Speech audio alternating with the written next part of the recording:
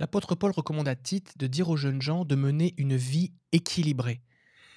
L'équilibre, c'est quelque chose de difficile dans la vie spirituelle parce que on peut être tenté de fuir certains extrêmes et on se retrouve dans d'autres extrêmes. Et j'aimerais aujourd'hui vous partager l'importance de comprendre comment fonctionne l'équilibre dans la vie spirituelle.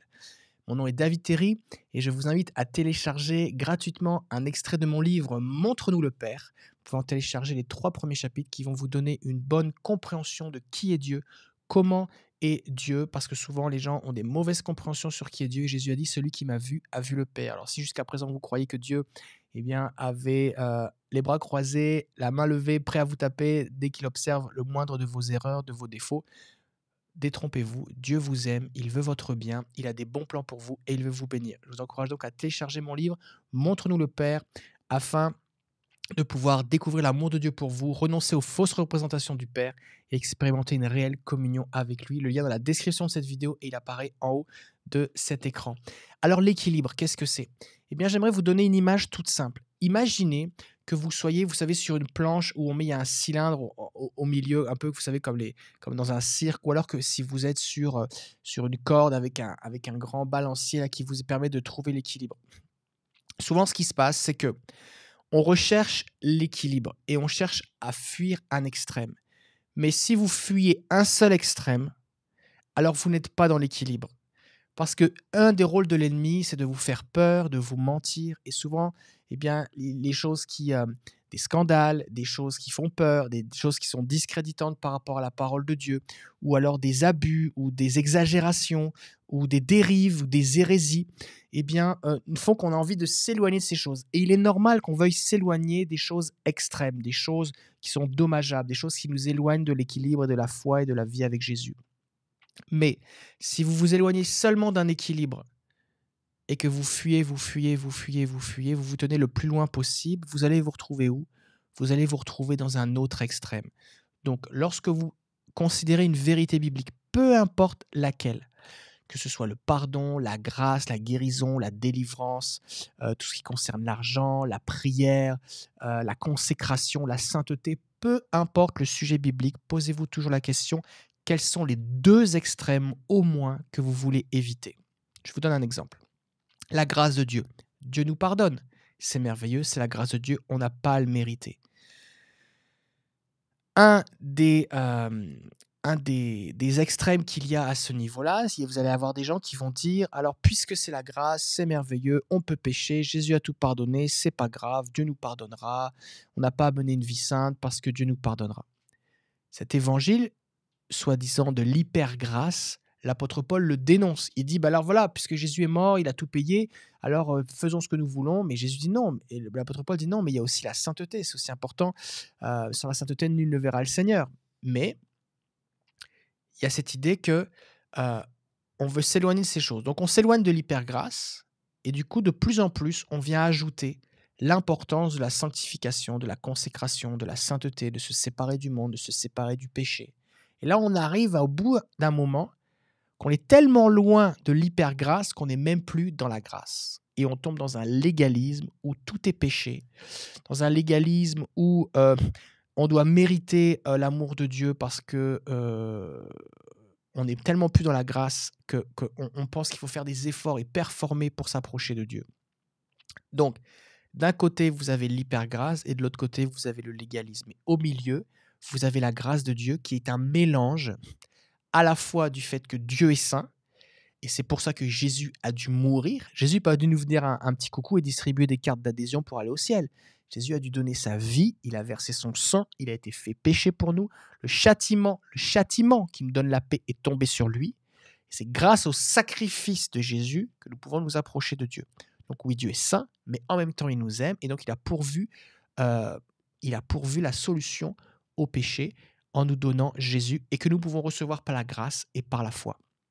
Prenez un autre exemple. Vous avez des gens qui vont insister sur, par exemple, le salut. Ils vont dire, voilà, le salut, Dieu veut que tous les hommes soient sauvés et il faut aller annoncer l'évangile à tout le monde. Alors ça c'est vrai, c'est biblique, Dieu veut que tous les hommes soient sauvés. Et vous avez cette notion de la prédestination, et il y a ces versets qui disent que Dieu connaît tout d'avance et il sait. Il y a ce verset à un moment dans Corinthiens, l'apôtre Paul reçoit cette parole du Seigneur qui lui dit, il y a un grand nombre de personnes qui sont destinées à la vie éternelle. Il y a un verset aussi qui nous dit que Dieu a créé toutes choses pour un but, même le méchant pour le jour du jugement. Dieu connaît les choses d'avance. Et c'est vrai, il y a la préscience de Dieu. Alors, si on met trop d'accent sur la préscience de Dieu, en gros que Dieu sait qui va être sauvé au final ou pas, alors on peut tomber dans un excès qui est de se dire, bah alors si Dieu sait qui va être sauvé, alors à quoi bon annoncer l'évangile à quelqu'un qui ne va pas être sauvé? Et ensuite, on peut arriver à un autre cheminement dans ce raisonnement qui est de dire, alors puisque certaines personnes, de toute façon, Dieu sait déjà qu'ils ne vont pas être sauvés, à quoi bon? Pourtant, Dieu continue de leur lancer la main, de leur tendre la main, de les attirer à lui par tous les moyens jusqu'à leur dernier souffle. Et donc, on peut en arriver à une position où on n'annonce plus l'évangile parce qu'on dit Dieu sait qui va lui appartenir, il est souverain, il a qu'à se débrouiller pour annoncer l'évangile à ceux qui le veulent. Et d'autre côté, on a l'apôtre Paul qui va dire euh, comment croiront-ils si personne ne leur annonce l'évangile?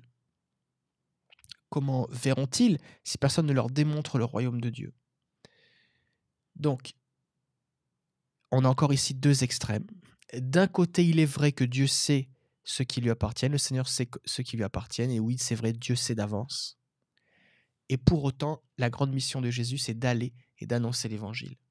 Et donc, il faut trouver cette position d'équilibre. Si vous prenez par exemple les finances, vous avez des personnes qui ont peur quand on parle du mot prospérité, du fait de se développer. Mais le fait de prospérer, c'est le fait de se multiplier, de se développer, et tout dans la création est amené à se développer. Si vous êtes en bonne santé, vous pouvez avoir des enfants et vous pouvez vous multiplier. C'est d'ailleurs le premier commandement de la Bible, multipliez-vous, soyez féconds, multipliez-vous.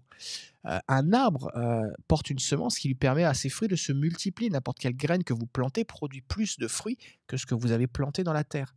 Donc la multiplication n'est pas un problème. Le problème, c'est quand on cherche à amasser, quand on place notre sécurité dans l'argent. Le problème, c'est quand notre but, c'est d'amasser. Quand on devient cupide, que l'argent devient une idole dans notre vie, plus importante que Dieu.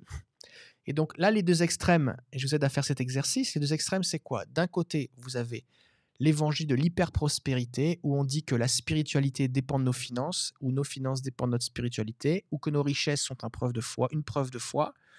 Et donc les gens qui sont dans cette attitude-là disent, je dois avoir telle voiture de marque, je dois m'habiller avec telle marque parce que je dois prouver à ma spiritualité. Et les gens dans cette attitude-là disent, voilà, si tu n'as pas la foi, tu es dans telle situation financière difficile parce que tu n'as pas la foi. Donc ça, c'est l'évangile de l'hyper-prospérité, qui n'est pas l'évangile biblique. Et de l'autre côté, vous avez l'esprit de pauvreté qui dit que la spiritualité s'accompagne de pauvreté et de misère, de dénuement et de dépouillement. Et que donc quelqu'un qui est spirituel va vivre comme un ascète dans le dépouillement. Que toute forme de possession est mal, que chercher à se développer est mal, et que forcément, dès qu'on emploie le mot prospérité ou développement, forcément, ou succès ou réussite, forcément, c'est du diable. Pourtant, Dieu dit à Josué que si tu médites la parole de Dieu, tu auras du succès dans toutes tes entreprises. À quoi bon avoir une entreprise si elle ne peut pas générer d'argent? À quoi bon avoir des projets s'ils ne peuvent pas se multiplier et se développer? Donc, où est l'équilibre? Eh bien, l'équilibre est justement entre les deux. Il faut s'éloigner de l'hyper-prospérité qui fait de l'argent ou de nos richesses, de nos biens matériels un signe de spiritualité. Et en même temps, il faut s'éloigner de l'esprit de pauvreté qui dit exactement le contraire. Et donc la position médiane, l'équilibre biblique, est en tension entre ces deux choses, que d'un côté, oui, c'est vrai, nous n'emporterons pas nos richesses au ciel, que d'un côté, oui, c'est vrai, nous devons amasser des richesses au ciel, spirituel, que oui, l'argent n'est qu'un outil et que Dieu est celui qui pourvoit nos besoins. Mais pourtant, Jésus nous a dit de prier dans le Notre Père, donne-nous notre pain quotidien. Donc il est bon aussi de prier pour que nous puissions avoir ce dont nous avons besoin. Il est bon aussi, l'apôtre Paul dit à Timothée, que Dieu nous donne toutes choses pour que nous puissions en jouir. Donc Dieu veut aussi notre bien. Il ne veut pas juste qu'on soit dans la galère, dans la misère, dans le dénuement. Il y a tous ces versets dans le psaume qui nous parlent du fait que la gloire de Dieu se manifeste dans ses enfants et que, afin que les gens voient la bonté de Dieu et qu'ils se tournent vers lui. Prenons un autre exemple. Si vous parlez de la guérison, par exemple, vous avez des gens d'un côté qui vont dire Dieu ne guérit plus, c'est fini. et vous avez des gens de l'autre côté qui vont dire: «Dieu guérit tout le temps et si tu n'es pas guéri, c'est parce que tu n'as pas la foi et si tu as la foi, forcément tu ne seras jamais malade». Ces 2 positions sont mauvaises. La première, parce que Jésus n'a pas changé, il guérit encore aujourd'hui. Il est le même hier, aujourd'hui, éternellement. Nous avons le même Saint-Esprit qui était en Jésus. Jésus a dit: «Celui qui croit en moi fera les mêmes œuvres et il en fera de plus grandes». Comment on peut faire les mêmes œuvres si on ne peut pas guérir les malades? Jésus ne passait son temps à guérir les malades. Donc cette position cessationniste, on doit s'en éloigner. Et de l'autre côté, la position qui consiste à dire: «Si j'ai la foi, je ne serai jamais malade», on doit s'en éloigner aussi. Et donc entre deux, qu'est-ce qui se passe? On a le fait que on a une position médiane, équilibrée, qui nous dit que Jésus a tout payé sur la croix pour nos péchés, pour nos maladies, pour qu'on soit délivré des puissances des ténèbres. La guérison est disponible. Il est possible que l'on tombe malade, que l'on soit malade. Et on a des exemples bibliques de personnes qui étaient malades, comme Élisée, comme un des disciples de l'apôtre Paul, Trophime. Plusieurs personnes étaient malades dans la Bible. Même cette femme que Pierre a ressuscitée, Tabitha, elle est morte. Et Pierre a dû la ressusciter, c'est bien parce qu'elle était morte d'une maladie. Et donc, quand ces choses arrivent, la maladie ou la mort, quel est notre rôle? Nous devons prier au nom de Jésus, exercer notre autorité. Et c'est le commandement que Jésus nous a donné. Allez, guérissez les malades, purifiez les lépreux, ressuscitez les morts, et dites le royaume de Dieu s'est approché de vous. Donc, c'est ainsi qu'on trouve une position médiane. Et moi, personnellement, il m'arrive aussi d'être malade. Là, par exemple, là, ça paraît pas, mais j'ai mal à la tête parce que j'ai une espèce de rhume là, qui a commencé depuis ce matin. Et ça ne m'empêche pas d'annoncer l'évangile. Et tout à l'heure, je vais faire un live de guérison. Il y aura des guérisons. Mais je ne dis pas que parce que j'ai la foi, je ne suis jamais malade. Et donc, posez-vous la question, lorsque vous avez peur de quelque chose ou que vous craignez une hérésie, que vous voulez chercher une position équilibrée, vous dites: «Moi, je veux la sagesse de Dieu, je veux être équilibré». Si vous ne fuyez qu'un seul extrême, alors vous êtes vous-même déjà dans un autre extrême sans vous en rendre compte. Donc j'aimerais vous aider à prier, faire cette prière. Saint-Esprit, je te prie de nous révéler maintenant et de révéler à ceux qui regardent cette vidéo où se trouve l'équilibre. Et comme l'équilibre, c'est quelque chose qui est difficile à définir, montre-leur les extrêmes. Montre-leur les choses qu'ils doivent éviter et ainsi, naturellement, ils seront dans une position équilibrée. Alors je vous bénis maintenant, j'espère que ça vous a aidé. Dites-moi dans les commentaires si c'est quelque chose qui vous a inspiré et si c'est des choses que peut-être vous avez eu des réflexions à ce sujet. Je serai intéressé d'avoir vos commentaires. N'oubliez pas de télécharger l'extrait gratuit de mon livre Montre-nous le Père, afin d'avoir une bonne révélation de qui est Dieu.